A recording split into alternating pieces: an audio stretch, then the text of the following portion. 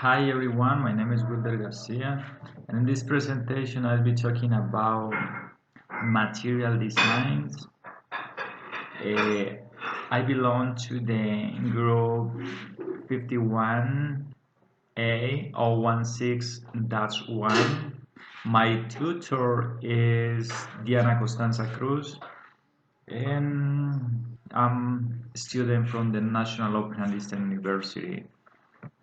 And the first question is, what was the conception of material development decades ago?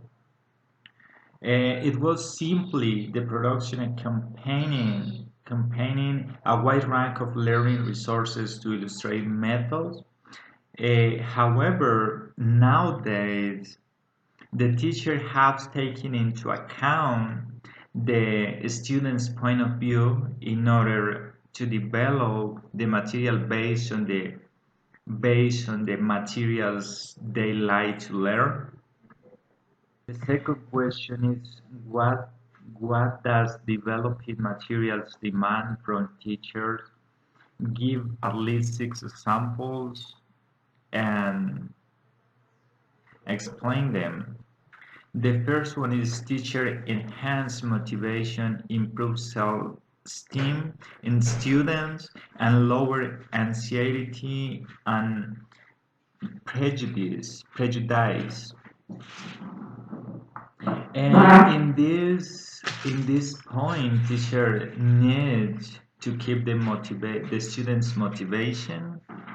And for sure, when you focus just in the results, the anxiety is gonna be high. So this is not good when you are learning a new language because you need to enjoy the process.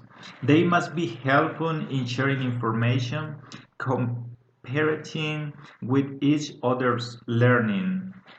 So the information the teacher share must be helpful for the students. In order to face the new reality for English as a global language, we need to share useful information for the students. They have to keep in mind class is an opportunity to learn and the students to find learning enjoyable. When we enjoy the English learning process, the brain remembers things better. And for sure, the class is not just inside the classroom, but outside. We can develop different activities uh, which help the learners uh, memorization or something like that. The other point is teacher how to create material that promote pleasant learning settings, thereby fostering motivation, interaction, and long-term memory. As we know, there are two types of learning. The first one is short-time memory, and the other one is long-time memory.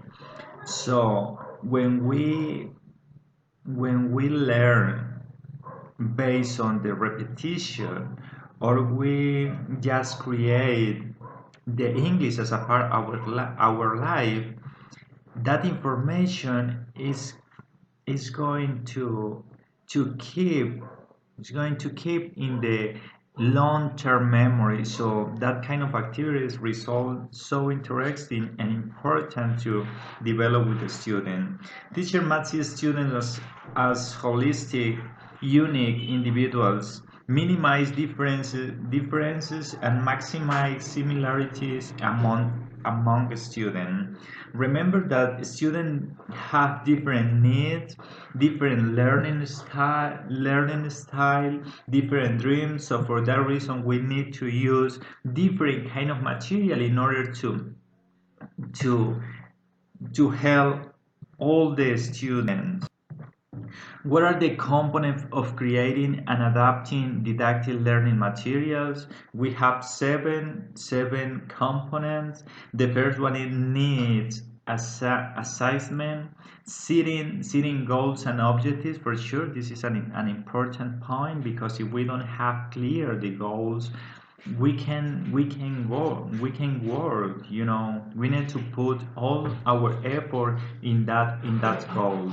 Conceptualization, content designing a syllabus, selecting and developing material and activities, organization of content and activities, evaluation, resources, and constraints.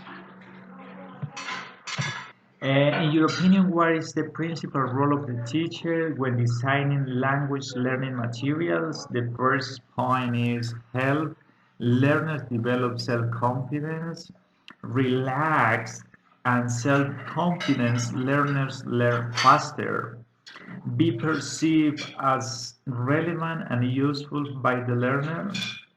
The material must be interesting for the learner, because if it's not, they are gonna abandon the classes or the process, and instead continue practicing the language they are learning. Provide opportunities for communicative purpose in L2. Yeah, this is one of the I think, in my opinion, is one of the best point, because we need to help the learners practice the English. They need to communicate. We don't have to correct them in every single mistake. Instead, encourage them to keep practicing, to keep talking, because that is the purpose of a new language. We just need to communicate, to be understandable, and transmit the message. That was my presentation, and thank you so much for your time.